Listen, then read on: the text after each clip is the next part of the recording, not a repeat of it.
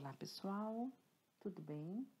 Eu sou a professora Adna, de Noções de Farmacologia, e hoje nós vamos falar dos fármacos que atuam no sistema endócrino. Entendendo um pouco esse sistema, o sistema é basicamente de glândulas produtoras de hormônios, espalhadas por todo o organismo. Elas são responsáveis pelo bom funcionamento do nosso corpo, além de estimularem mudanças durante toda a nossa vida. O sistema endócrino consiste basicamente de um conjunto de diferentes glândulas que são responsáveis pela produção de hormônios para o nosso corpo. Esses hormônios são substâncias que agem de maneira bem específica, de acordo com as células que os recebem. Então, essas glândulas estão pelo todo o nosso corpo, gerando hormônios, e esses hormônios, eles agem em diferentes partes do nosso corpo, em diferentes órgãos. Deste modo, esse sistema endócrino, ele está envolvido durante todo o nosso organismo.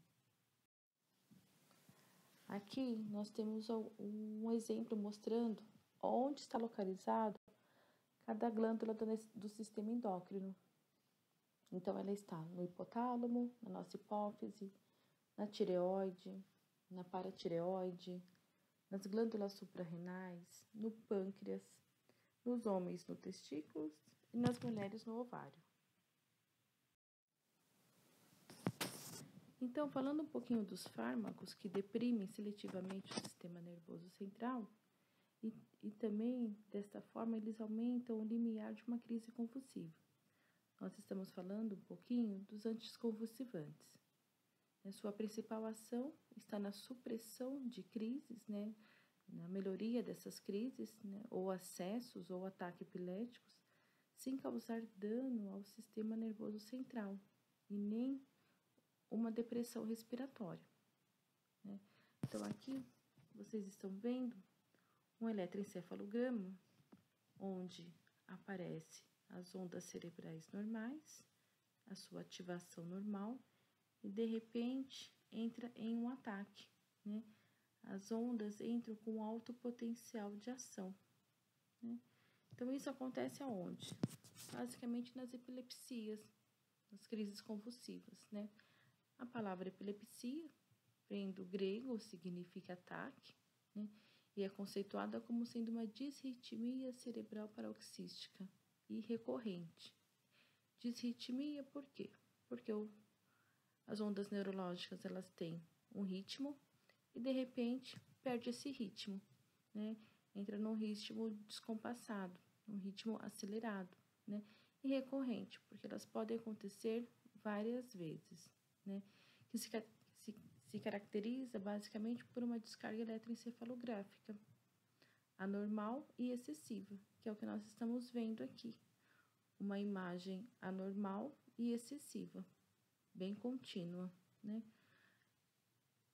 E ao lado disso, ela tem o seu comprometimento ou a perda de uma consciência. O paciente pode ou não perder a consciência muitas vezes. Ela pode também estar associada ou não a movimentos corporais. O que isso significa? Isso significa que, em alguns casos, o paciente de epilepsia, tem uma crise convulsiva, ele pode ou não estar associado aos movimentos corporais, que é o que nós chamamos de ataque clônico-tônicos.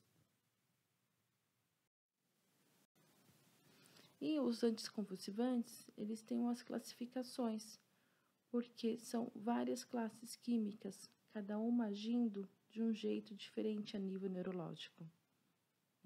Nós temos o fenobarbital, o idantal, o tegretol, o zarontin, o depaquene, Especificamente, o diazepam e o clonazepam são para status epiléticos.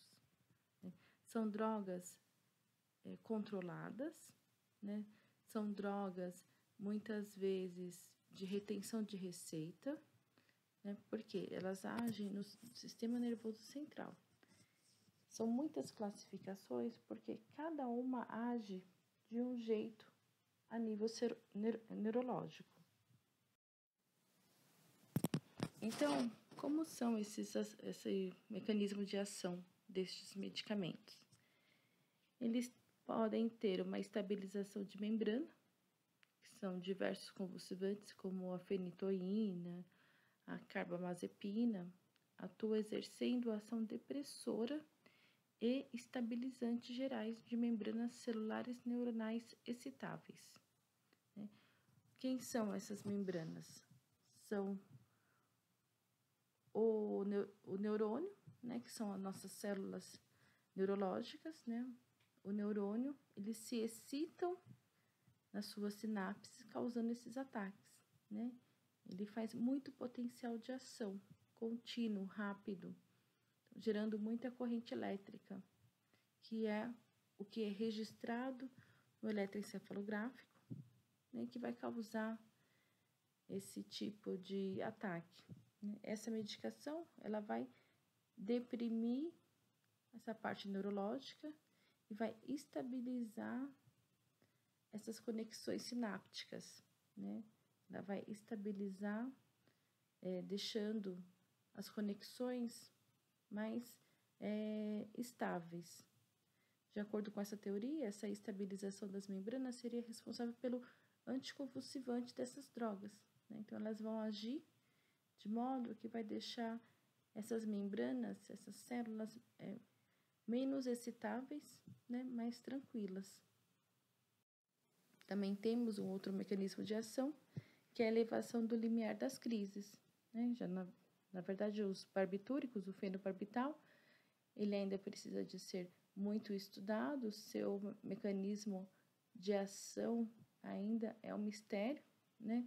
Mas sabe-se que ele exerce um efeito bem acentuado sobre a atividade neuronal, né? Repetida e em numerosas vias.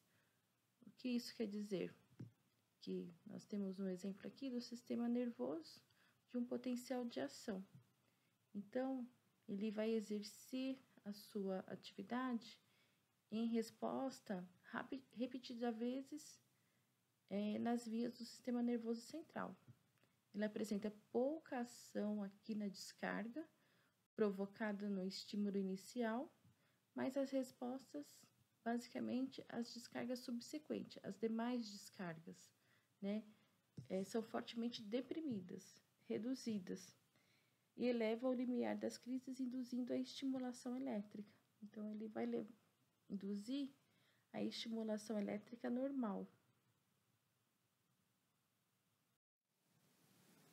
Então, os anticonvulsivantes são medicamentos que atuam sobre a epilepsia ou uma crise convulsiva e deprimem seletivamente o sistema nervoso central, sem deprimir a respiração. São utilizados principalmente em pacientes portadores de epilepsia. Aqui nós temos um exemplo, né, de um neurônio, onde nós temos o potencial de ação de várias enzimas. Cada medicação vai agir no receptor adequado, no momento adequado, a nível celular. Nós temos aqui, por exemplo, os barbitúricos, né, que vai agir no potencial GABA. Nós temos aqui também o fenobarbital, que vai agir já em outro momento, com outro receptor. Nós temos o ácido valproico, que vai agir abrindo canais de cálcio. Por isso que nós temos várias classificações, porque cada um, de uma maneira diferenciada, vai agir a nível neurológico diferente. Nós temos alguns exemplos, né? Aqui, fenobarbital, idantal, Impax, Tegretol, Depaquine. É importante saber que todos os medicamentos ele causam um efeito colateral, né? Já um efeito esperado, que é sonolência, hipotonia, irritabilidade, dependência. Esses medicamentos, muitas vezes, são medicamentos com retenção de receita, medicamentos que nós chamamos de faixa preta, né, que o médico retém a receita, altamente controlados, né, e eles têm uma hipersensibilidade potencializada com álcool. Então, esses pacientes que fazem uso dessas medicações, eles não podem fazer uso de bebida alcoólica, tá? Porque causa uma hipersensibilidade bem potenciada sobre o medicamento. E também um desses efeitos é a insônia, né? Nós temos que tomar cuidado, em especial com o diazepam, quando ele é administrado EV, numa emergência, numa urgência, né? Ele não deve ser diluído, tem que fazer diretamente ele na veia, né? Faz ele em bolos diretamente na veia. Quando vier apresentado sob a forma de suspensão, né, os xaropinhos para as crianças, tem que agitar vigorosamente o frasco antes do uso. Por quê?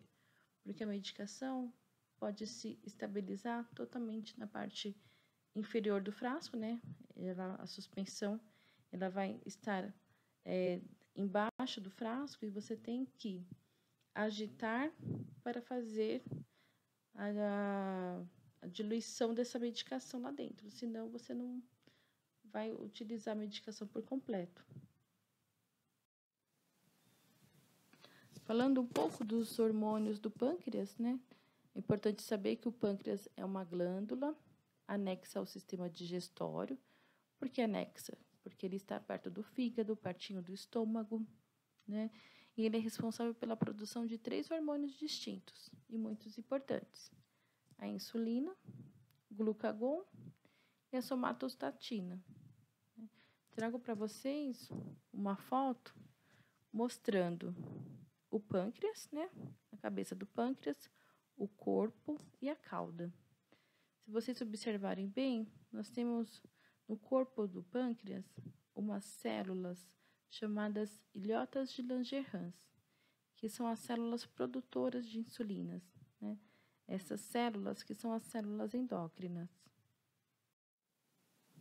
Então, a insulina é um hormônio secretado pelas células beta, né, das ilhotas de Langerhans no pâncreas. A insulina é classificada como um hormônio hipoglicemiante, utilizado em vários tipos de diabetes, né? O tratamento da diabetes pode ser através de uma dieta específica, de uma terapia com insulinas ou de agentes hipoglicemiantes orais. Nós temos aqui o desenho das ilhotas pancreáticas, onde é possível observar as células do pâncreas, né? Essas células ilhotas de Langerhans, e cada célulazinha específica na atuação de uma liberação de um hormônio específico. As células betas, no caso, produzem o hormônio insulina. E nós temos 2 tipos de diabetes. O diabetes tipo 1, que é o diabetes onde o paciente já nasceu com essa deficiência, né? Então, ele já nasceu com esse tipo de deficiência. E nós temos o diabetes tipo 2, que é o diabetes que é acometido na fase da vida adulta, né? Em torno dos 40 anos, né? Que é o diabetes tipo 2 que nós chamamos. Esses tipos de diabetes, alguns deles conseguem se adaptar a uma dieta específica. Muitos deles, dependendo do grau, do nível de absorção dessa insulina, vai precisar de realmente uma terapia de insulina, né? Vai precisar de fazer insulina dependente. E tem alguns também que são hipoglicemiantes orais, né? Que por algum hipoglicemiantes orais, um comprimido, já tem o seu resultado satisfatório. Então, as insulinas, elas são classificadas, né? Nós temos a insulina de ação rápida, né? Que também é conhecida como regular, simples ou cristalina, né? Então, ela apresenta-se numa forma de uma solução bem aquosa, incolor e transparente, como água, gente. A insulina de ação rápida, ela é translúcida, tá? Ela é indicada principalmente durante as emergências, né? Em situações de coma. E ela possui algumas vias de administração: subcutânea, que é a mais utilizada para a administração de insulinas, né? A intramuscular e a intravenosa. Essa medicação administrada intravenosa, através de um soro, ela é uma medicação muito importante. Tem que ser administrada por bomba de infusão com controle muito rigoroso, né? Ela apresenta o seu efeito em aproximadamente 30 minutos após a sua administração. Atinge o pico de concentração entre 2 e 4 horas e se esgota entre 6 e 8 horas. Normalmente, o paciente que faz uso dessa insulina, ele faz uso dessa insulina de 6 em 6 horas ou 3 vezes ao dia. Então, é importante vocês saberem que essa insulina de ação rápida, ela é translúcida, né? As suas apresentações comerciais é de unidades universais, né? Unidades internacionais, tem 20 unidades, 40, frasco ampola de 80. Neste exemplo, nós temos um frasco ampola de 100 unidades por ml, né? Hoje no mercado nós já temos seringas adequadas para a administração dessa medicação. Então, seringas já fracionadas como unidades universais e você vai aspirar de acordo com a prescrição médica. A agulha é essa mesmo, uma agulha menorzinha, uma agulha bem específica, né? Especificamente para a administração da insulina. Outra insulina é a NPH, né? O N é de neutro, o P é de protamina e o H é de Agerdron. Essa insulina, ela já tem um aspecto turvo. Lembra que a anterior ela é cristalina e essa já é turva, né? Que é causada pelo zinco e pela proteína que existe no seu conteúdo, né? A sua administração é somente subcutânea. Ela apresenta um efeito de 1 a 2 horas logo após a sua administração e atinge o pico máximo de concentração de 8 a 12 horas. Esgota entre 24 e 28 horas. Né? Então, é uma medicação que o paciente vai fazer uso uma vez ao dia, né? Ou no máximo 2 vezes ao dia. E as suas apresentações comerciais, ela é frasco ampola de 40 ou 80 unidades. Nós temos também um terceiro tipo de insulina, a insulina monocompetente, que é uma insulina extremamente purificada, né? Não tendo atividade antigênica, que é isso, ela não forma anticorpos, né? Ela é responsável por certas reações das insulinas comuns. É muito utilizada em jovens, porque normalmente essa insulina, quem faz uso é diabético tipo 1, que já é insulina dependente, que por muitos e muitos anos vai usar a insulina, né? Ela existe 2 nomes, né? A Quitrapid, que é a simples, ou a Monotard, que é a NPH. E são obtidas do pâncreas do boi e do porco, né? Essa insulina, ela se assemelha muito à insulina humana, por isso que ela não tem anticorpos, por isso que ela causa menos reações. O seu mecanismo de ação, basicamente, a insulina transporta a glicose, né, livre na corrente sanguínea para dentro da célula, promovendo assim uma hipoglicemia, por isso que ela é conhecida como um agente hipoglicemiante. Trago para vocês a localização adequada de uma injeção subcutânea, né? Nós podemos administrá-la em regiões posterior do braço, vasta lateral de coxa, né? Nos glúteos, né? Região abdominal, né? Região entre circular ao umbigo. É importante saber que essa administração deve ser rodiziada, né? Então, tem que aplicar em locais diferentes essa insulina, né? Temos que fazer uma prega cutânea e administrar a insulina numa agulha de um ângulo de 45 graus. Por quê? Porque ela vai pegar um tecido subcutâneo, né? Então, essa aplicação dela, ela ultrapassa a epiderme e a derme. É uma administração mais subcutânea. Nós temos também o outro hormônio, que é o glucagon, que ele apresenta uma atividade inversa da insulina. Ele é clinicamente para eliminar a hipoglicemia provocada por uma superdose de insulina. Então, o glucagon, ele é produzido nas células alfa, né, das ilhotas. O seu mecanismo de ação, ele vai fazer o transporte da insulina, da glicose, de dentro das células para a corrente sanguínea. Então, ele já vai fazer o transporte ao contrário da insulina, né? Ele vai pegar a glicose de dentro das células e vai mandar para a corrente sanguínea, promovendo assim uma hiperglicemia, né? Por isso que ele é conhecido como um agente hiperglicemiante. Temos também a somatostatina, né, que é um potente controlador da produção ou excreção tanto da insulina como do glucagon, né?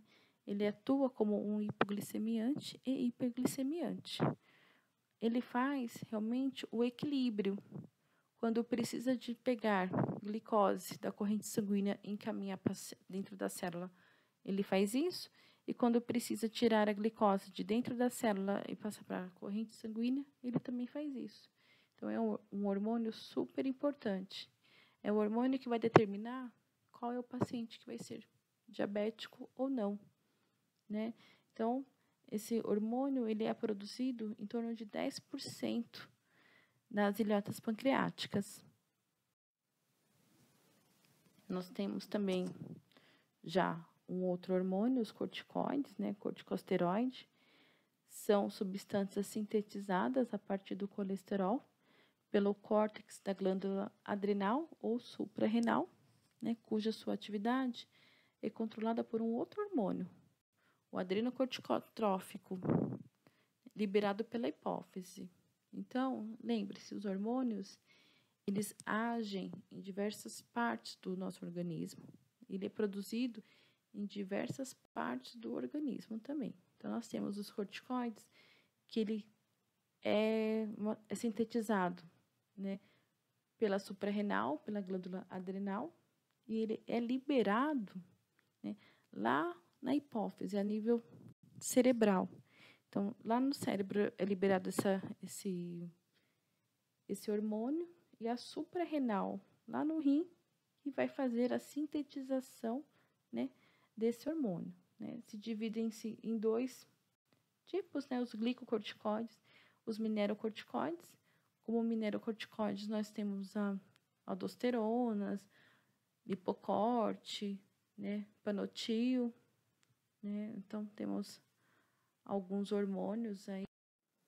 E os glicocorticoides, nós temos Drenison, Flumex, né, o cortisona, o hidrocortisona, prednisolona, metilprednisolona, dexametasona, né?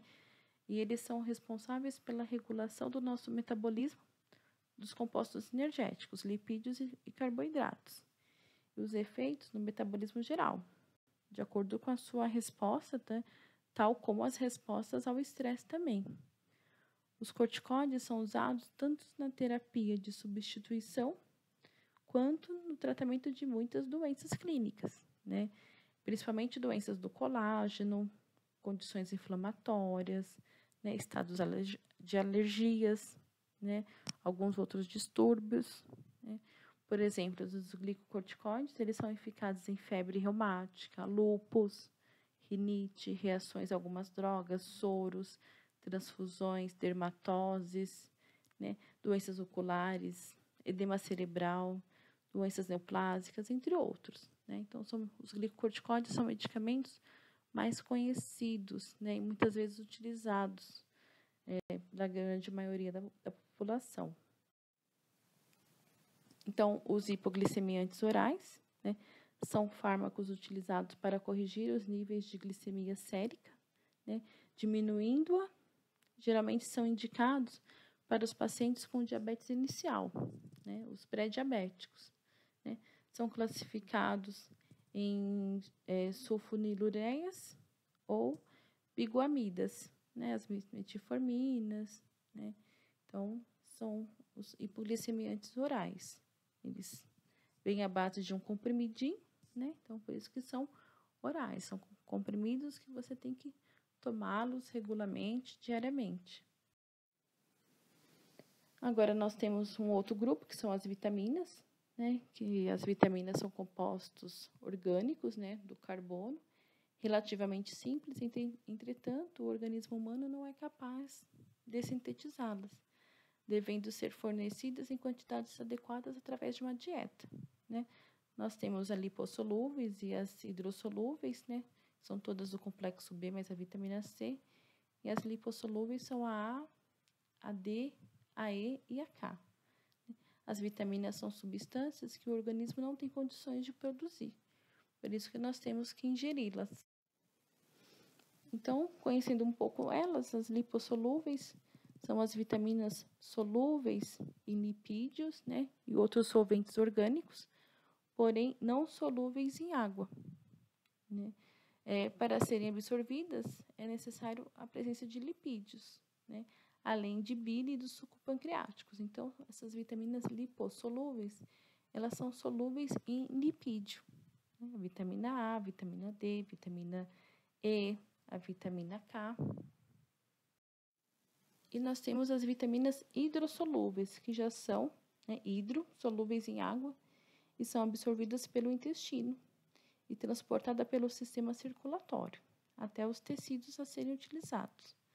O que não é utilizado, o organismo automaticamente elimina o excesso dessa droga, né, dessa vitamina. E aí nós temos uma grande observação, que são as hipervitaminoses, né? Por vitaminas hidrossolúveis, não provoca nenhum dano, né, nenhum dano tóxico ao indivíduo, pois ela é sempre liberada ou pela urina, ou pelas fezes. Em alguns casos, raros casos, causa uma nefropatia, né? Mas já a hipervitaminose por vitaminas lipossolúveis, né, que são das células lipídicas, ela causa uma toxicidade de alto grau, né? Por exemplo, vitamina B3, né, o excesso pode prejudicar o fígado, a B9 pode levar a problemas hormonais, a vitamina D e cálcio leva a uma doença chamada de raquitismo, né, que é uma condição que afeta o desenvolvimento dos ossos das crianças, então, ou o excesso, ou a pouca consumo desse tipo de vitamina. Nós temos também um outro grupo medicamentoso, que são os antibióticos, antineoplásicos e quimioterápicos, né, que são substâncias químicas que exercem uma ação seletiva sobre os parasitos, né? São usados no tratamento e controle de algumas moléstias causadas por organismo ou células invasoras patogênicas, segundo o tipo de parasita ou invasores sobre os quais eles podem atuar. Então, nós temos os antihelmínticos e os antiprotozoários, que são os famosos medicamentos de vermes. Temos os antifúngicos, né, para os fungos, os antibacterianos, que são os antibióticos, os antivirais, né, para os vírus, e os antineoplásicos, que são os quimioterápicos. Então, todo quimioterápico, de acordo com a ação que ele vai exercer sobre o micro-organismo, ele pode ser sida, né, o que mata, né, um bactericida, um viricida, um fungicida, ou ele pode ser estático, né, ele vai paralisar a bactéria, porém, a bactéria vai se decompor aos poucos, né. Nós temos o bacterostático, o virustático, o fungistáticos, ou ele pode ter as duas ações, né? A definição para os quimioterápicos, eles são utilizados no tratamento do câncer. O objetivo do seu emprego é a destruição seletiva das células tumorais, visam inibir ou prevenir o desenvolvimento de neoplasias, né? Esse crescimento desordenado das células. Então, aqui eu trago um pequeno exemplo de, muitas vezes, os quimioterápicos, eles são manipulados com diversas drogas. Por quê? Porque cada droga vai agir, cada fármaco vai agir em uma determinada células. Porque nós temos algumas células que ela pode ser ou sensível ao medicamento ou resistente ao medicamento. Elas também têm uma outra classificação, né? São agentes alquilantes, né? Pode ser antimetabólicos, podem ser compostos platínicos. É importante vocês saberem que nós temos aqui embaixo um exemplo da cadeia de multiplicação celular, né? Nós temos aqui todas as suas fases de formação de uma célula, né? A sua meiose, que é justamente quando uma célula se transforma em duas, né? De 2 para 4, de 4 para 8. Então, essa multiplicação, alguns quimioterápicos vai agir nessa multiplicação celular. Então, nós temos aqui um grande exemplo também, né, desta fase de multiplicação celular, porém, aonde que vai agir cada composto, cada agente dessas drogas, né? Os antimetabólicos, por exemplo, vai agir na fase S, na fase G, né? Os antialquilantes vai agir por toda a interface celular. Nós temos também medicamentos, os alcaloides, que vai agir na parte da meiose, né? Na divisão celular. Então, cada quimioterápico vai agir de forma diferente a nível celular. Nós temos também antibióticos específicos, né? E os derivados de vegetais da vinca, que também possuem o mesmo efeito. Cada um vai agir de um modo diferenciado dentro da célula. Então, assim, hoje nós vimos que nós temos os hormônios, né? Que eles são liberados por diferentes glândulas, né? Em diferentes regiões do nosso organismo. E ele vai agir dentro dos órgãos, né, com seu receptor em diferentes locais também. Cada medicamento vai agir de uma forma diferenciada a nível celular, né? Os quimioterápicos, os antibióticos, então cada um tem uma ação bem específica. Por isso que muitas vezes eles são conciliados com uma ou mais drogas para melhorar esse seu potencial de ação. Nós vimos alguns medicamentos que atuam a nível neurológico, porém não deprimem a parte respiratória, né, que eles vão agir nas ondas cerebrais, né, evitando os possíveis ataques, né. Nós vimos também, né, a importância das insulinas, né, todos os tipos, aonde elas agem, qual que é o mecanismo de ação. Então, este é o nosso tema 4. Espero que vocês tenham gostado, né, e bons estudos para todos.